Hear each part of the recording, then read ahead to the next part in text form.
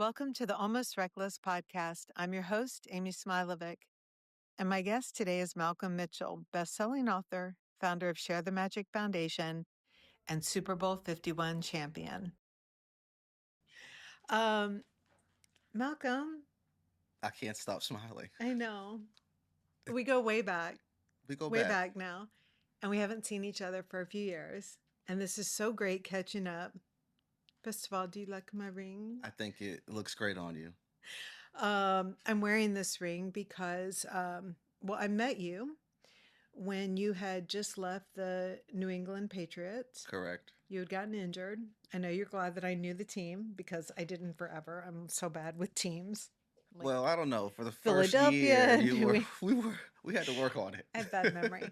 But I got put in touch with you because a guy that I had become friends with, Kelly Kerner at the University of Georgia, had put you in touch with me because you went to the University of Georgia also. We went at very different times. Go dogs. Go dogs. And you were starting a fashion line at the time. You'd been injured. You were starting a fashion line. You were trying to figure out what you were going to do. Correct. Why don't we start with Present Malcolm?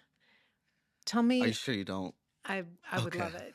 Yes. But I feel like it looks a little bit better and more natural on your hand. Let's start with present day Malcolm. What are you doing today? What is your career, your day like? I am a husband. Mm-hmm. I am a father. I point those two things out because even when I met you, I didn't imagine those things for myself. It's not what I saw growing up in my community. Yep. But career wise, I am the founder of Share the Magic Foundation, Mm-hmm. a youth literacy foundation that's focused on inspiring kids to read. Mm-hmm. I'm a author, Yep. and I travel around the country talking about the impact that literacy has on individuals' lives. So that's amazing. So It's every day you're different. doing, but I'm curious. So let's wind back now because most people, that's not their trajectory, right? You go to college, you're a football player, you have two Super Bowls in your world. Won one, lost And one. yeah. I won't Yes, say that's who I right. lost That's it to right. because before this, one of your friends taunted me. Went to, okay. Well, and I won't even know probably the name of the team. Yeah. Like I'll probably name like the Knicks, No. Well, okay. different sport. But that's not a normal trajectory. And you have a really interesting story about why reading literacy is so important to you. And I would love for you to set the stage about that for Yeah. a few minutes. Well, I grew up in Valdosta, Georgia.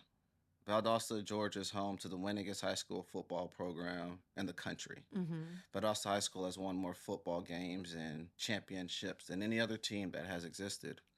And that's the community that I was raised in. Mm-hmm. So naturally, like every other child, what did I gravitate towards? Yep. Playing football. Now, I grew up in a disadvantaged community, under-resourced, some would call it. So I have that perspective too. Mm-hmm. I grew up thinking football was the most important thing in the world. Mm-hmm. I went to school so I could play football. I went to class so I could play football. I behaved at home so I could play football. Everything was in the service of Everything football. was kind of around being able to play the game. Yep.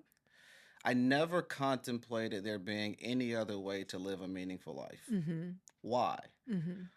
Well, if you go back to my community, there's no one walking around the neighborhood with a book taunting their intellectual prowess. Right. There are more liquor stores in proximity to the house I grew up in. There are bookstores. Mm-hmm. There are not doctors, there are no lawyers, there are no firefighters, there are no policemen. None of those people live in that community. So this idea that you could be anything else was kind of far-fetched. Mm-hmm. It's kind of like believing in something that you don't see. Yep. Yep. So I went my whole life just thinking football was it. Yep. Thankfully, I had the skill set to get recruited, and I Mm-hmm. decided to go to the University of Georgia. Mm-hmm. And in that environment, I began to notice things that I had not seen before. So how challenging was that? I mean, you're now in college though. Like it's, Right. what was it like showing up in classrooms? Did you feel disadvantaged in the classrooms as well? Like was there a tension that you felt more behind than other students or I felt that instantaneously. uh-huh. They were doing things that I had never seen before, Yep. like study. Yeah. They're carrying backpacks. Yep. They were sitting on the front lawn enjoying their cappuccino and doing their absolute best to perform well in the classroom. I just Mhm. hadn't seen it from that perspective. I remember there was one student who got like an 89 on their exam and they went crazy. They were upset. They were That upset. And I was getting, 70 yeah, thinking, I passed. C, Yeah. A, sounds Yeah. like we're headed in the same direction. Right, right, right. Right? Right. Well, for the first time, I did feel inferior Mhm. in the classroom, and I wanted to do something about it. I think my Because you're competitive. I think my competitive nature kicked in first because I knew that those students could outperform me intellectually, Mhm. and that bothered me Mhm. just as a competitor. Mhm. How I stumbled upon reading is a much different story, but it started with this person can do this better than me. I Mhm. feel inferior. I don't like that feeling. I can Mhm. either lay down or Mhm. I can stand up. It's so interesting that you say the way that you're describing this because one of the things that we've been talking to people about just in terms of personal style and then even career growth is really drilling down to your core skill set and seeing what opportunities there are that really match that skill set. And it's really interesting when you're saying that for a football player, you have to be competitive as hell. And so that competitive drive coupled now with real exposure for the first time, like that's that was Yeah. probably I mean, in some respects it may have been I really just would have been the tipping point to kind of get you Well, on your way. okay, here's the thing about people who grow up in the type of community that I grew up in. The thing that they want most, more than anything else, is not to be there. Mhm. Right? People don't Yeah. naturally want negative outcomes for their life. Yep. I talk to hundreds and thousands of students annually, and I often ask the question, who wants to go to jail? Mhm. And nobody puts their hand in the air. Right, right. I say, who wants to drop out of high school? And no one puts their hand in the air. Who Yep. wants to be on government assistance programs? Nobody puts their hand in the air. So that tells me that in a perfect world, nobody Mhm. wants those Yep. outcomes, right? But the question then becomes, well, what do you do about it? Yeah, because it's very often easy in life, in business, and communication to know what you don't want, Correct. but knowing what you do want and then the steps to get there, totally different. It's just very different. It's a very different level of understanding. It's something that usually you need guidance and help with to get Right. there. So when you ask people what they don't want, probably what they do want is not so easy to come off the tongue. I mean, it might just say like, I want money, I want out, but that's not Right. That's not how really, it works. yeah. That's not how you accomplish a goal. That's not how Mm-hmm. you get from point A to, point S Mm-hmm. or Z Mm-hmm. or however far you're trying to get. Yeah. But one thing's clear to me at this stage of life, because people often ask me, well, what made you do it? Because it was not like I was having trouble on the football field. Right. Now, I was a freshman when I picked up on my challenges with reading, but I was like all SEC freshman of the year. Yeah. My professor was asking me to sign autographs for their children. I was taking Yeah. photos with professors to show their family members while I'm Yeah. struggling in their class. Yeah. And it was all confusing. Yeah. Here's why. Because the kid who was getting an A never got any attention. Yeah. The Yeah. student who was the valedictorian at my high school, they weren't on the front page of the newspaper. I was. Yeah. Yeah. So the world was kind of sending me these messages to confirm, the false reality that I was pursuing. Yeah, and that you were valuing that attention as well. Like we've talked a lot, I mean, just you and I Yeah, personally, in terms of understanding what it is in life that you value. And and if you are valuing attention in that way, there are so many things in life that you do that you will find very meaningful, but they will not get you the front page of a newspaper. They won't even get you a thank you or correct.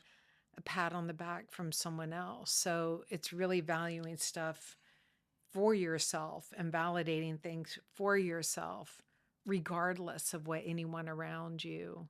That's a difficult journey. Yeah. You either are born with that naturally, Mm-hmm. or you have to acquire it through the process of going after what you think you should be and learning it's Yeah. actually not what it seemed to be. And that was my experience. But how, I mean, I'm just amazed at how, like you couldn't have had a big network around you to help you figure this stuff out. I mean, one thing that always stuck with me, I remember in 2019, you came and Yeah. stayed with us out at our house. And I I haven't remember been invited back. I wonder if I. you'll be invited Okay. back. And we did Christmas together on St. Simon's. That's true. That's true. That's true. All right. Um, but I remember when we were having dinner in Connecticut, and it was a very, in my book, like one of the shitty dinners, right? Like I made the pasta, I put in the red sauce, and then we were like done with it. And we watched Walk the Line. And we watched Walk the Line. That was my Yes. first time. So good. I've Johnny been Cash. listening to Johnny Cash ever since. You So good. introduced me to him. I did. Yes. Yay.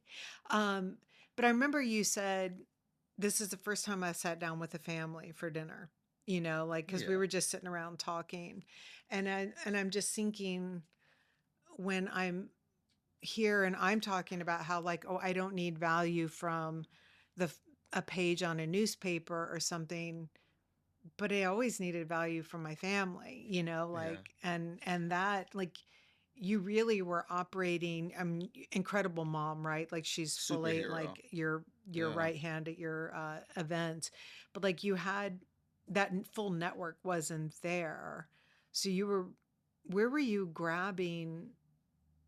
I mean, I guess you were grabbing it from football, right? In the beginning. So And what my mother gave me that I really enjoy about myself is being open-minded. mm-hmm. Everything and everyone has value. It is my job to alter my perception at times to extract and see that value. Yeah. I've pretty much had that since I can remember. Yeah. My older brother gave me a relentless spirit. Mm-hmm. All right. I may lose, but whoever beat me they just either outworked me Mm-hmm. or they had something that I didn't have. Mm-hmm. But to beat me is going to take a lot. Mm-hmm. All Mm-hmm. right. It's the combination of those two things that made me a decent athlete. Yeah. But I think it's the combination of those things that have helped me grow, pay attention, and embrace things that may be drastically different than what I've seen previously. Mm-hmm. Mm-hmm. And it's through that open mindedness that I think I've been able to navigate and pay attention. Yeah, because as you're navigating this, I mean, for a lot of people, okay, maybe you're getting the value from a family member, from newspapers, etc. But a lot of people also probably, a lot of young people will write to me and they'll say, "I want you to mentor me.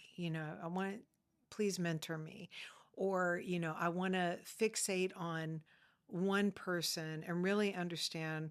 What is it that they did to do exactly what they've achieved in their career? And then if I do that, therefore I will hopefully be like them and be successful in the same way. In You theory, didn't, yeah. right? But like you were, who is a ex-footballer, dabbled around in fashion, incredible speaker, charismatic, writes books. Like there's no one like you out there. So you were kind of putting together the recipe without knowing what the outcome was gonna Yeah, with the fully baked Malcolm, which I mean, I can't even, you're not fully baked, right? Like I don't think it's still so. baking, Right. but you had to be confident in the ingredients that you have for yourself, that they all just kind of come together and they're going to Yeah. create something amazing. Well, yes, but after I finished playing football, the confidence was shot. Mhm. I came up here and I spent a lot of time with you, learning, growing, and at the end of the day, I left Yep. and I stayed away for a while Mhm. because through this exploration and fashion and spending time with you and your family, there's one word that came to mind, and that was authenticity. Mhm. That's what I saw Thank on you. you. That's what I saw in Tibby. It's why I love Mhm. the brand. It's just true to its core. And I didn't have that in 2019 when I Mhm. finished playing football. Mhm. It took several counselors. Some quit on me because I can be difficult at times.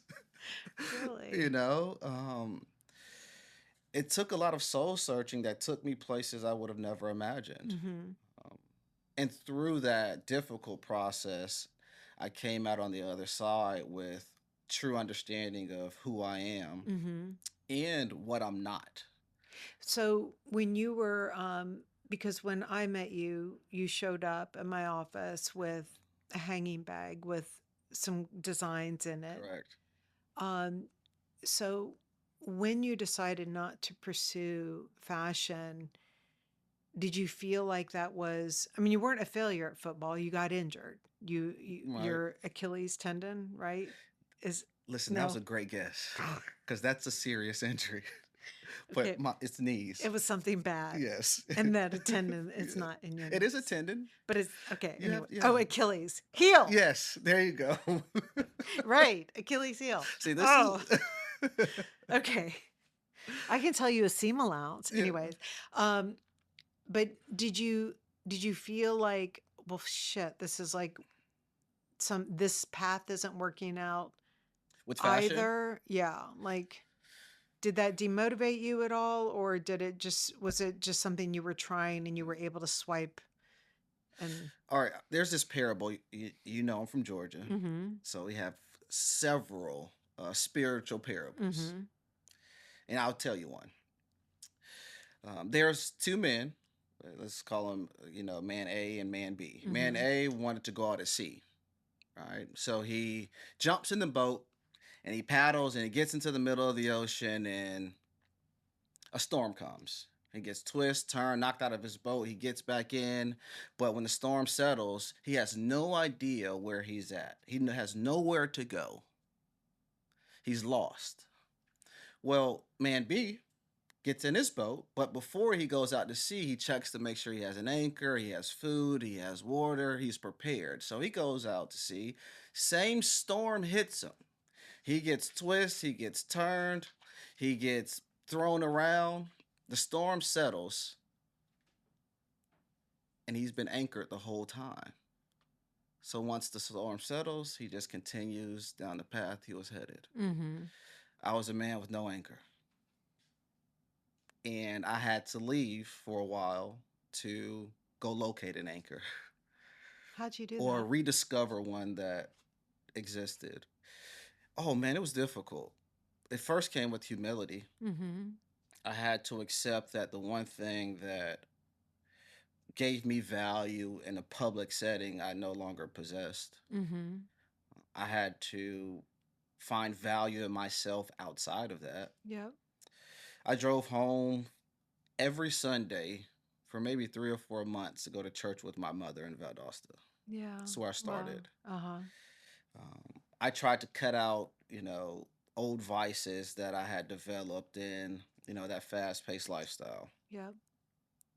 Were you with Yasmin at this, your wife? Jasmine, Jasmine, I sorry. was, Jasmine and I started dating again, Yeah. but I was still kind of doing the same thing. She Yeah. wasn't, and I committed to that relationship. Yeah.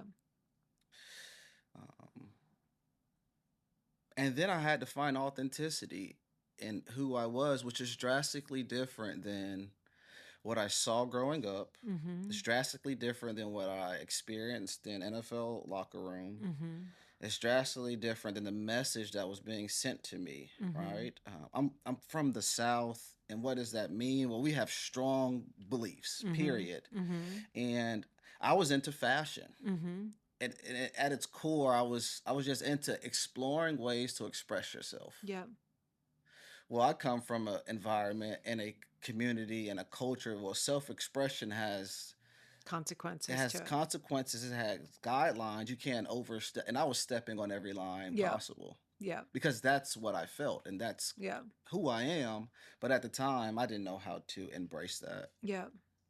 and I felt like football gave me permission to do that. Mhm. No one would judge you. Mhm. Yeah, You know, you're like, you "Oh, he's eccentric because he's a baller and he can do right. whatever So he you were kind wants." of Right. protected from the glorification Yeah. of being this athlete. Right. Well, you take that away, and I just become that person who expresses myself differently. Yeah. Well, the message that is sent to you Yeah. changes also. Yeah. And I had to find out how to be okay with that. I mean, you can ask Jasmine. I took out my earrings. Yeah. I stopped wearing clothes the way I like them. Um, I know it's it's it's just, I very kind of, it's I mean, it's fascinating hearing it from this point of view because I experience this talking to people all the time who feel like they don't have a right to wear certain things right, or they feel like other people are judging them and by the way when other people are judging them whether or should you ever care like maybe they just are going to judge and maybe it just doesn't matter right. at all and I really think that I would imagine that when you put your earrings back in and everything, that that's when you started to feel like you were getting yourself back, you know, Yeah, and doing things because you wanted to do them rather than because it was the trope of how a baller was allowed to yeah. dress or, you know, I know baller is not the right word. I mean, It's that's okay. like We can. Yeah, we've evolved from or that phrase, player or but what that's right. we don't want to use that one No, either. we don't, because you're a really nice dad with two kids and you love Jasmine. So you're not a player. Um, but so now you're finding yourself, Yeah, you're getting back. When did you write that first book? I wrote my first book, The Magician's Hat, in Mm-hmm. college, Mm-hmm. and at the time it was yes, that's This it is the there. magician's hat right here. Yes, at the time it was a fun project, and I've always felt the need to share what I've learned with communities Yep. because I always thought to myself, I can't be the only one who missed Is feeling this, this way. Yeah. right? The Magician's Hat is a story about kids understanding the power of books Yep. and how they can help you make your dreams come true. Mm-hmm. I didn't understand that philosophy when I was a kid in class. They were telling Mm-hmm. me to read Charlotte's Web, and I was thinking, I don't care what happens to this spider. Right. You know, Right. my friends are actually dying. I don't, Right. you know, Yeah. and it just because of Winn Dixie, we didn't have pets. We could, we were trying to feed Yeah. ourselves. So, Yeah. like these concepts, I just didn't get it. Yeah. But once I understood, I realized it's actually not about the plot of the Mhm. book. It's the exercise Yep. that helps you alter the way you perceive the world around you. And it's Mhm. through that you gain access to more. Mhm. Well, the Magician's Hat was my attempt at telling every kid in the world to open up a book and read. Yep. Trust me, it's going to help you more than anything else. Mhm. But I had no idea to turn into what it has today. Yeah. So you wrote the book. You're going on now. You're playing for New England. Great Got it right. job. High five. That was so weak, but honestly, it So was like there there we you go. go. Um, you're injured. You're back. You're trying to figure out what your anchor is. How did you start writing again? Like what, all these No, I stopped writing. You because you I gotta know you you gotta can't you realize, gotta feel something to start well, writing. it's not even that. Go to a bookstore, flip over the book, look at a picture of all the authors in the children's book section, and tell me how many of them look like me and have a similar story. Mhm. I didn't read my first book on my own until I was 19. Right.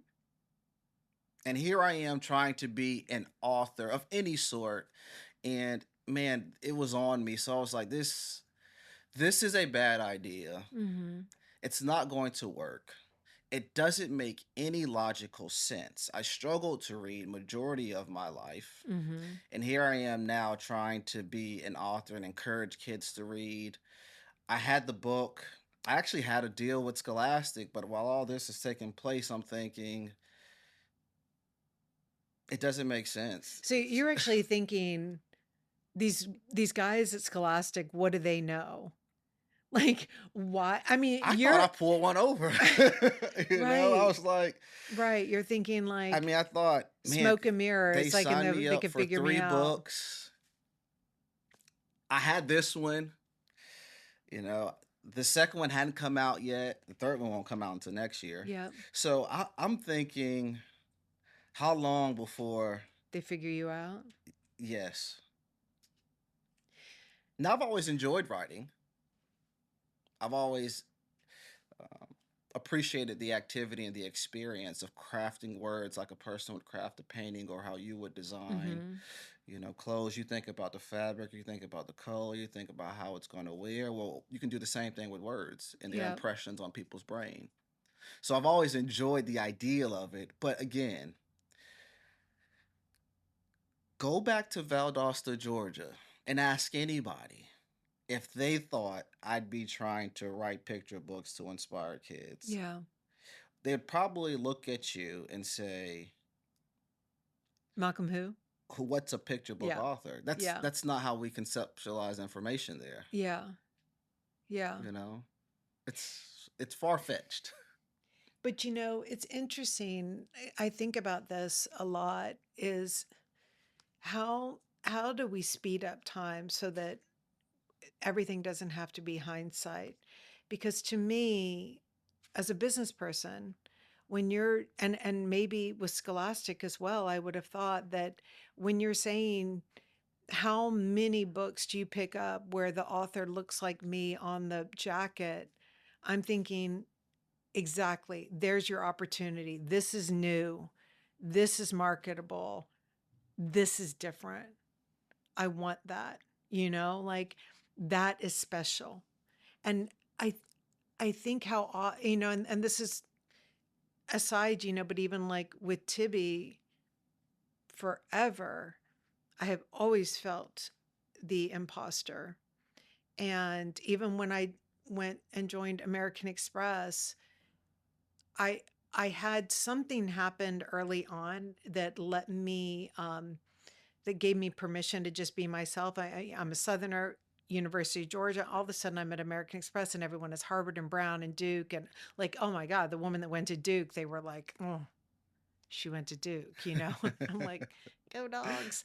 Um, but in my plain spokenness, in my knowledge, in my silliness of thinking that a summer vacation was something that you only did in the summer because both of your parents worked jobs in a school system and they would have the summers off, and that's when you could save up that little bit of money to get in your station wagon and go camping on your way to visit your grandma, that's what a vacation looked like. They saw it as, oh, maybe Amy is going to help us speak to green card members. Maybe Amy is going to help us broaden our demographics. And, so all of a Right. sudden I was able to tap into what should have been a weakness. I was able to tap into that as a strength. Oh, Amy, what does someone shop at who needs to go to IKEA? And I'm like, you can afford to shop at IKEA. And they're like, yes, we need to be talking to you. You can use these things as strengths because right now, as you're saying, the jacket book cover thing and what you have now accumulated as your skill set that you're putting into what you do every day, the those are moment so unique and those are the your the strengths. moment I learned that lesson what you just articulated is when things began to shift. Yeah. Because I remember getting to the University of Georgia, and the first thing I tried to do was change my Southern accent Uh-huh. because country wasn't this very Good job, positive by the way. I statement, was just thinking earlier when, right? yeah, yeah, You know, yes, it's not seen as a plus. right. At least, We're gonna talk Southern by the end of this, okay? give me a glass of wine, it'll come out strong. I know. People don't realize Yeah, that. Every yeah, now and yeah, then when I drink, they're like, yeah. "Hmm, No, are it's you there. drunk or are you Southern?" I'm like, "Maybe both." Well, Okay. exactly. All right, sorry. Go on. So yeah, so um, you're hiding your accent a bit. right. I always had, I don't even watch football. Mhm. Throws people off, right? I watch cartoons, Yep. and I've always been fascinated with art and texture and a bunch of things that football players don't get credit for immediately. Now that's changing. And Mhm. it has changed. I Mhm. think you see a lot of the guys on runway shows and Mhm. doing all sorts of stuff now. Yep. So that's not true anymore. But Yep. this is before people used to talk about hyper masculinity, Yep. right? Yep. I was in the middle of hyper masculinity without it having a phrase, Mhm. Mhm. right? Mhm. So all these feelings and emotions, you really don't know what to do with them. Mhm. And one day, this is after I'm playing, after I go to church with my mom, I realize that the thing that I'm running from is actually my value. Mhm. Right. The thing that I'm trying to get away from, I didn't want to be a nonprofit leader. Yeah. I mean, what kid grows up and I'd like to be. Yeah, no, it it's not. wasn't It the doesn't roll off the ideal of tongue. it wasn't cool, Yeah. right? And I wanted to be cool, and Yeah. my ideal of cool wasn't that. Mhm. Um, I didn't know that you could sustain a certain lifestyle from writing picture books. Yeah. I didn't know any picture book authors. I had no idea how any of it worked. Yeah. Doesn't sound that cool, Yeah. so And I and ran away from that too. and even because I would even imagine, like you said, you watch cartoons or whatever Right. too, but it's funny when you grow up in a small town, and I think Valdosta is a small town, but your environment in Valdosta was much smaller than Correct. the the city limits of Valdosta. It's relatively small. We have about Yeah, we had like yeah, yeah, carpets. yeah, yeah. They make carpets We have there, Walmarts and right? yeah, And oh no, they don't make carpets in Valdosta. That's all. Anyways, no, Valdosta is very small. yeah, Yeah. yeah, yeah, yeah, yeah. Um, but I'm thinking even St. Simon's. It was St. Simon's. The zip code on the island was a wealthier zip code, but to be a banker meant that you were the teller. Okay. You Yeah. know, you were like maybe the regional, the person who ran that bank, but you were not Jamie Dimon from JP Morgan, you know? And you had teachers and you had lawyers, and then maybe you had like the Pepsi distributor, right? Like Right. those were the jobs. And so even though I was wearing clothing, I never thought about a clothing designer. You watch Right. cartoons and you're not thinking, well, someone's drawing this, someone's writing Never this, crossed my someone's mind. programming it. Somehow you're just watching it and it's not hitting home. Never crossed my mind. Yeah. That these are things that, is that a lack in a school system? Like, where is it that, This is why I champion reading to the degree in which I do. yeah. Once I got to the University of Georgia, I concluded that reading was what I believe to be the most self empowering tool a person could possess, Mm-hmm. period. Um, we have historians who say reading set them free. you Mm-hmm. know, Mm-hmm. we have people who say through reading they gain strength and access to information that allow them to change their life. People say things like this. Yeah. People have said things like this, but we haven't really embraced it, Yeah, it doesn't hit until right? you, yeah. Oh, I mean, only roughly around 40% of kids in America are reading on grade level by third grade. Right. There are some states that predict dropout rates based on third grade reading scores. One's reading ability is attached to life expectancy, obviously financial opportunities, Yeah. social mobility, every aspect of our life is impacted by our ability to read. Yet w- we It's not the number one emphasis. no, it's not. In a few states that's changing, but it's still not placed on the pedestal it needs to be on to have substantial change in our country. Yeah. And there are many reasons for that.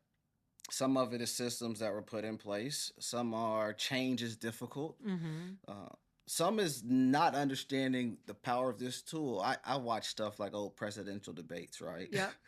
And I think the first televised debate was 1960 The JF. Nixon and the Yes. yeah.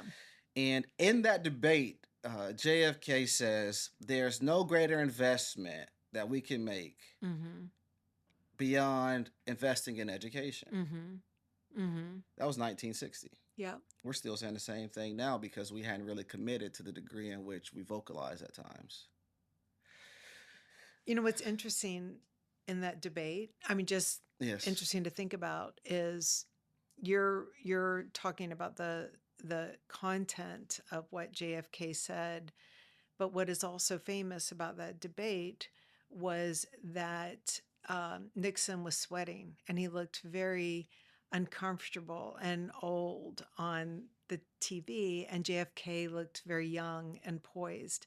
So, also at the same time, that was when you really had that moment where a picture or a video was worth a million words. fair enough. And I think probably zoom forward now, people are too literal about that. And those pictures aren't worth a million words anymore. They're coming on our screens at such a fast pace. You're not Right. absorbing, you're not reading, you're not internalizing stuff. And I can't even imagine, because if when you and I left off in 2020 in terms of like seeing each other frequently and you going on this journey, the whole world of social media was just escalating Correct. exponentially each year, right? And that's so I can't, it's so damaging with reading, and it's so damaging, I would imagine, with what was like, were you staying away from that to keep your head clear when you were trying to find your anchor? I've deleted my personal social media accounts maybe 5 times. Yeah.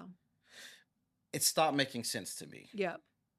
And the icing on the cake is one Mother's Day. I was with my mother the whole day. I Mm-hmm. did whatever she wanted to do. Yeah.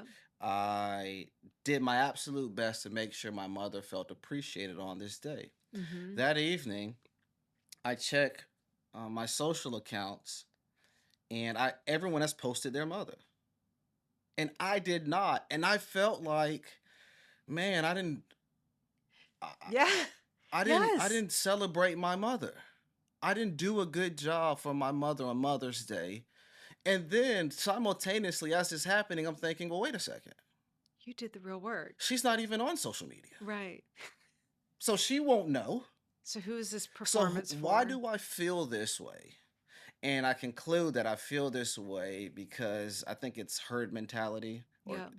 everyone else was doing it. I did not do it. Therefore, something must be wrong with me. Mm-hmm. And that's when I deleted it for the first time So what because that didn't make sense.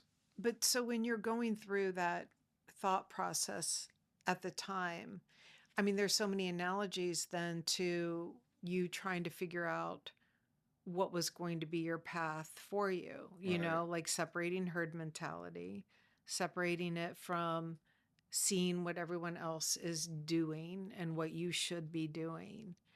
Because what you ended up kind of cobbling together, right? You're a personal speaker now. You have the fund, the Foundation. foundation, and then you are a writer, right? So you're there, these three things. Yes. But when you started, did you see them on a line as separate, or were they? They were definitely separate. Mm-hmm. Um, I did not want to do any of them. Mm-hmm. I was never. Were these things that you were doing until you found what you thought you would really want to do? Were these just like, okay, I can do this, so I'll just do it for right now? I've always believed in supporting and helping if people feel like I can. Mm-hmm. All right. If you call me and say, Malcolm, I need your help or I need your support, and I can do something to support, I will. Mm-hmm. So educators were still reaching out saying, Malcolm, we would love for you to visit our school and talk with our students. Yep. And I always put that before my selfish Mm-hmm. feelings. So I Mm-hmm. would go. Yep. So I was still doing these things while I'm having this feeling. Very Mm-hmm. much so imposter syndrome. Yep. I don't know Yep. why they're calling me, but they feel like I can help, so I'll show up. Yep. I did that for about 2 years, and then I came across this blues term because I love blues music. It's called finding the river. Mm-hmm. And what they mean is find the flow. And once you find the flow of the music, Mm-hmm. you'll exist within the flow and you can get a bit more creative. Yep. Well, when I heard that phrase, I thought about my life Mm-hmm. and me finding the river. And once I sat with my own thoughts for a while, I realized I was swimming against the current. Did you sit with your thoughts or did you write them? I'm just curious. Both, Mm-hmm. both. I Mm-hmm. sat with them, I wrote them down, I argued with myself. Yep. My mother probably told me this as um, like an analogy or something, but I took it serious. She was like, look in the mirror and find out who you want to be. Ask Mm-hmm. yourself who you want. Well, I would literally do that. Yep. I would set a timer for an hour and I'd have to talk to myself for an hour And did you say stuff that you knew you were lying to yourself? all the So, time, yeah. all the time. But I also knew when I was telling the truth. Yep. And what happened, well, what happens when I read? Sorry, quick Yes. question on that point. You knew when you were telling the truth. Was there a difference in your body when you told the truth? Like, did your Yeah. shoulders I relax? got Did you? relaxed. I Because that's stopped. what I see. But it's this moment where you just kind of ease into yourself that Yeah. you feel it literally. I relaxed. Um, it's funny when I started doing that, I could only look at myself for maybe about 30 seconds and I look off. But the more, Especially when you're lying, you right, can't. the more I got honest with myself, eventually I was staring into my own eyes, Mm-hmm. literally for an hour. Mm-hmm. And it helped. Yeah. It helped me a lot. Mm-hmm. Um, This is new to me, this idea, and that's really interesting. Like, it's very interesting. I try writing it and I feel impostery, like ridiculous writing things that I feel like I should want, but that I know that I don't really want. Um, but to actually say it and have to look at yourself while doing it, oh, that one, that's like an ultimate test. that was difficult. Yeah. Yeah, that was very difficult. And it came from, man, my mom just has these gems she'll Yeah. throw out. I remember when she said, you can be the best football player you can be, or you can be the best person you can be. Being the best person will last a lot longer. Mm-hmm. Okay, so that stuck with me, right? Yeah. Every wake up every day and put your best foot forward. Mm-hmm. These little sayings that you are who you hang around. Yeah. These little sayings that I kind of brushed off when I was growing up, Yeah. I now try to practice every day. Yeah. So you said that the three things, the foundation, the speaking, and Yes, the writing were separate. correct. When did they start to merge together for you? They started to merge together once I stopped swimming against the current. Mm-hmm. Okay. So I started writing books first, Yeah. and it's all I really thought about. Yeah. Then the foundation came along because so many educators were asking me to send a message to their students. I Yeah. didn't want them to have to pay for it. Yeah. So I had to figure out how to support all these different communities without the funds coming from the families or the Yeah. educators. So naturally, a foundation came about. Yeah. Um, And then you found that the more talks that you gave, and the then I better the started writer, the speaking. better the Man, and speaking is every. I had no idea. In fact, my mom used to, man, she used to just say some wild things like, Mm-hmm. We need to have your mom on yeah, she next, I used to have to say say. stuff like, You can be whatever you want to be. Mhm. You know, I remember I told her I wanted to go to the NFL, and she was like, "Great, you can do it." Do it. Yeah. Um, I told her I wanted to write books. She said, "That's amazing. You can Yep. do it." You Yep. know, and she always allowed me to believe. And she used Mhm. to say, "One day you're going to say something and thousands of people are going to listen." This is in the middle of me being a football player at the University of Georgia. So I'm like, "Mom, what are you talking about?" Right, This is because the she's saying sane and listen. She didn't say you're gonna throw a ball and have thousands of I was people like, watch. first off, I don't like talking in front of a lot of people. Yep. That was my mentality then. Yep. And she was saying stuff like that. I had no idea the power of a person's voice. Yeah. I had no idea. But today, those three things work together. I'd be dishonest if I said I strategically did that.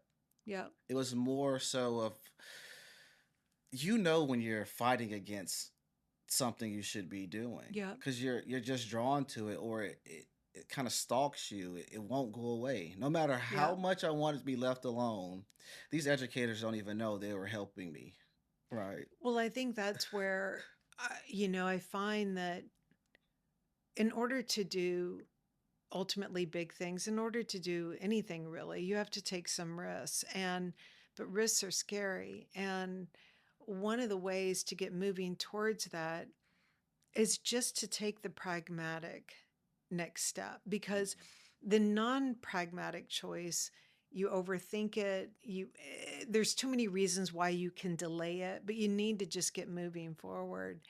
And that's where I think when you really drill down to what you're getting out of an experience, instead of focusing on the description of it, but what you're really getting out of it, is when you start to build this unbelievable skill set. So a lot of younger people tell me, they say, well, right now I'm going to take a job selling shoes because I'm really just going to have to do this until I get into my career doing whatever it is, finance, whether it's marketing, whatever.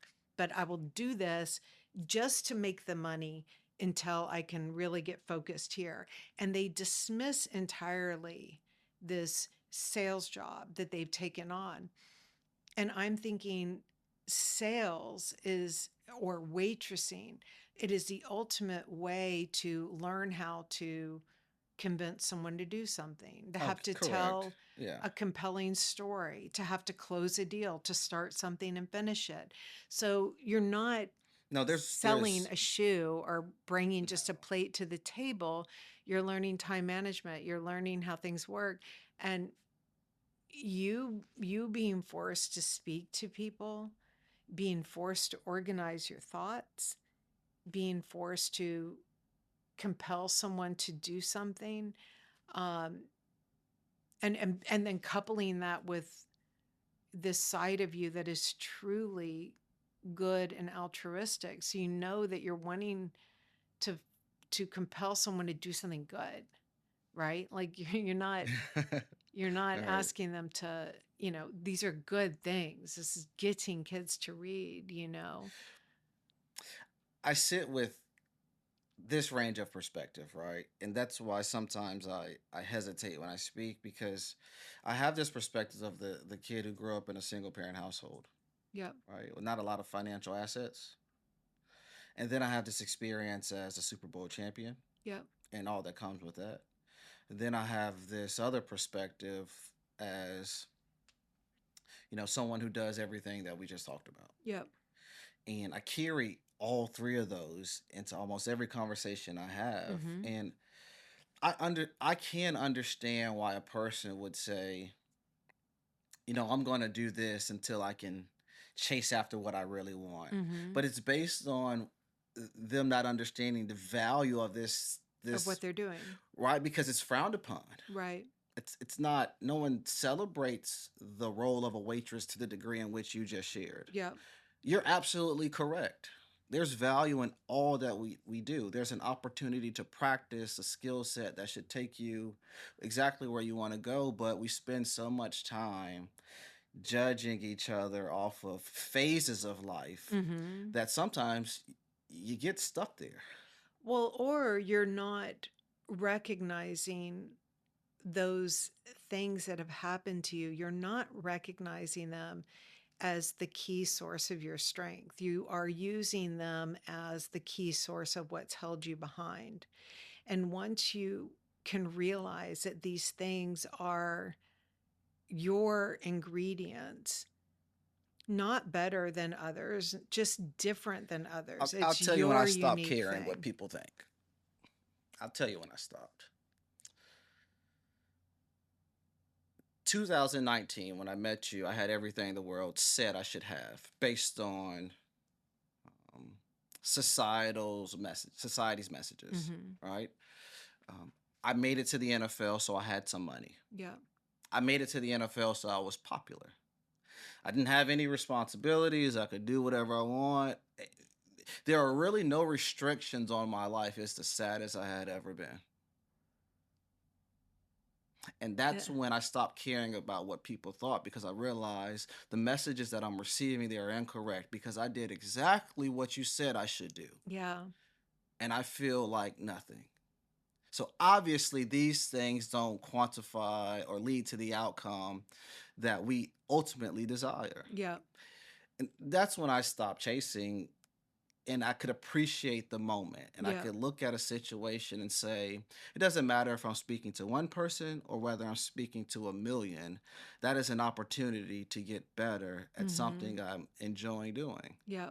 But you either Yeah. learn And that the hard way or you listen, right? And you avoid learning it the hard way.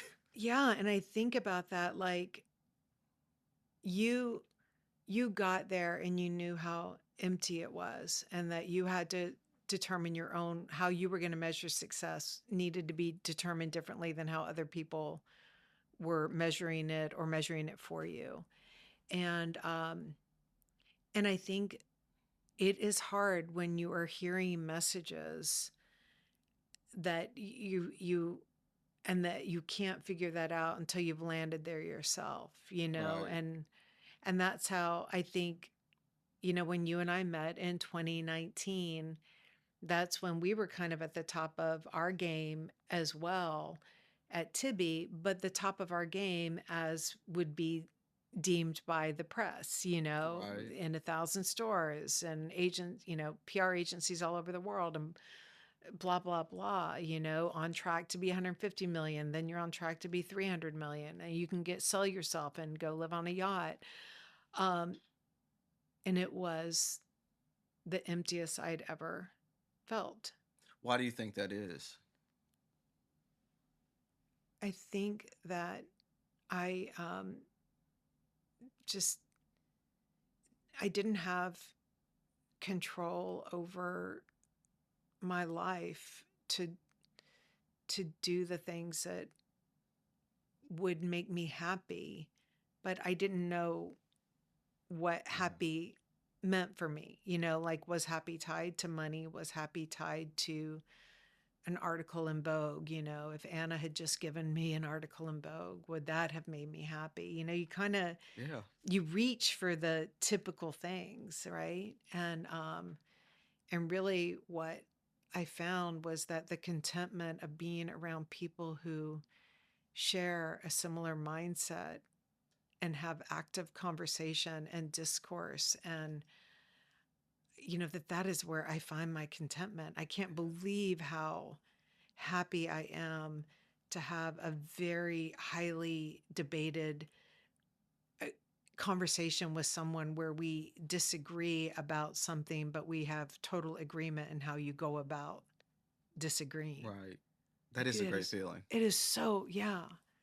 Like I thrive on that. It's liberating actually. Yes. Yeah. And so once you figure out that you thrive on doing your own thing and being around people who share a similar mindset, um, you can start to classify all the different things that you're doing in your life that are at odds Right. of that, right? And so for you, I'm sure you found that with the three things you were doing, each one of them was giving energy to the other. And That's what blew me away. mhm, because you didn't know it was a strategic plan. If you had sat Mm, down even in 2021 and started to I write, probably screwed it up. you would have, right? Right. Be- Um, yeah, it's there's a guy by the name of Jeff Markley who lives in Boston, Massachusetts. He owns a data storage and telecommunications center. It could have expanded beyond that at this point. It's called the Markley Group. And one day I was having a conversation with him. He went to the University of Georgia. mhm, mm, And I was having a conversation with him because it seems to me that he's in this tech space. yeah, So I started talking to him about or asking questions about technology and generators. And he says, well, I know I can have the conversation, but that's not my deepest interest. I said, oh, well, what is it? yeah. He says, real estate and architectural design. I said, well, what? Had- How does that work? He says, oh, I see the challenge you're having. You're thinking about it in its, most common state. Well, I'm in real estate for technology. mhm. And at that moment, I realized, and it's probably not popular to say it, but I'll say it anyway. Um, there's more than one way to skin a cat. Yeah, correct. And that's you know? exactly it. And I think that when people get very binary about, um, I want to be creative, therefore I will go and get an art degree and work in a, it's like, Sure, you I felt can. so creative when I was at American Express crunching the numbers and selling stuff because you're taking a creative approach to it. Really, That is, waitressing can be man, creative, it all like, can be. I mean, and it's not just you waitress and then go home and paint at night. Like you can actually put these things see, I can feel my into your real brain fighting job. against wanting to accept that, holistically Mm-hmm. because of the challenge that I know exists for some people, Mm-hmm. right? I think about my mother, Mm-hmm. three children. We were living with our grandmother. She had to find a place for us to live. How is she able to exercise That, what we're talking about? Because what we're talking about is for those who either have already acquired what's necessary to think that free and behave that free, yeah. um, Well, or those who have gone through the process, like I have, and said, "Oh, wait a minute, you know, do you actually know what you have to give up to get $300 million?" So you well, say it's not worth it. so let me ask you your thoughts on this. I'm curious. Um, One of the things that someone had said this to me a long time ago, but it is something that I see all the time is when you meet an individual who is now in a position to apply creativity to their jobs or whatever in the way that you just described, not your mom, but in the way you described, like that you can or whatever, that I can. There is always a generation before that gave up Fair enough. so much. And Fair I enough. see, for my husband, I see what his parents had to give up Yeah. escaping from Czechoslovakia in the 60s. I see what my grandfather did working in the steel mills so that my dad could do, so someone along the way bears a tremendous amount of burden. I see the team members in our office, Yeah. Elaine, Tracy, her dad, Vietnam, like coming over, like these people, Anthony, you love Anthony, our Yes. head of production, he's the first guy in his family to have attended college. So there is always someone before you that really gave something up. And I'm No, curious I really with your, appreciate that. right? That's And your true. mom. And so I'm curious with your mom though, if you're seeking whatever it is that fulfills you, how much fulfillment did your mom get though in producing this? There are three of us total. Yeah. she's gonna get me if she sees this. But I'll say it anyway. I think she talks to my brother on the phone Yeah. every day. I think she may talk to my sister on the phone every day. And you. We text at least once every day. Um, People look at some of the accolades I have and say, "Man, your mom must be proud of you." And if she's sitting here, she'll smile and say, "Yeah." But then we get to the car, she'll say, "I was proud of you long before any of that." I mean, if she S- thought that people were going to listen to you. You know, Yeah. so here's what she did, and now I can reflect and see it clearly. My mom always gave up herself. Mm-hmm. She gave herself up for her children. Yeah. She gave up herself for work. I watched her give up, the last few dollars she had to help someone else. She still does things like that. She's getting her master's degree in social work. So Mm-hmm. obviously she's committed to doing it for the rest of her life. Yeah. Yeah. And Beyond family. Yeah. I think that rubbed off on me. Yeah. I I, mean, I think it, I have pride, I have ego, like everyone else, especially if I feel like we're competing. But I also know that I'm not the most important thing in the room. I don't necessarily care about being that. yeah. I think I add value when I walk into a room, but I'm not the most important Yeah. because this world is this world is bigger than us. It's more important. There are things that I have seen things in some of these communities that remind me that whatever I was, whining about, it'll be okay. And in those communities, you know that if they don't have someone at home willing to just be so selfless in that way, it's really hard to make anything work out. Someone's got to start at Yeah. home, you know? I mean, Yeah, the heartbreaking truth is there are there are fewer mm-hmm. than there are. Yeah. They're just, man, the challenges that some of these people face.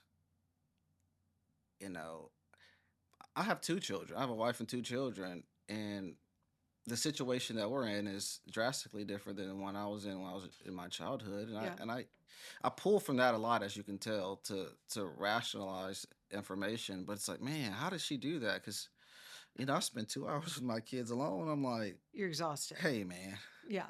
where's the grandmother at? Yes. I need a break. Yes. Yeah. Um, but we have to stop fighting against ourselves, Yeah. right? It's our individuality. And I learned this from you. It's our individuality that creates the most value wherever we are. And if your individuality doesn't create value, you're in the wrong place. And you're in big trouble if you don't know what value is to begin with. Correct. Well, that's different because now we have to determine what value means, Right. right? And for me today, and I'm speaking from a point of some privilege, Yeah. value is being able to exercise my thought in its entirety. If I cannot do that, then I probably don't want to be around. I love that. Malcolm, thank you so much for being here. And before we go, we got to tell people. I mean, like, I want to. I want to support you in every way that we can, and I know others are going to want to as well. So, first, how can people support your foundation? Yeah. Spread the word. Talk about it. Visit our website at readwithmalcolm.com. Mm-hmm. It's the same on all social platforms as well. I did not delete those. Yeah, good, good. Those should not be And deleted. join our tribe. Yeah, We're on a mission to inspire communities to read because we know it would allow them to exercise the best sides of themselves. mm-hmm. And having that support would mean a lot. Okay, great. Yeah. And then we have a lot of business people that Yeah. listen here too. So you are an amazing speaker, Oh, thank you.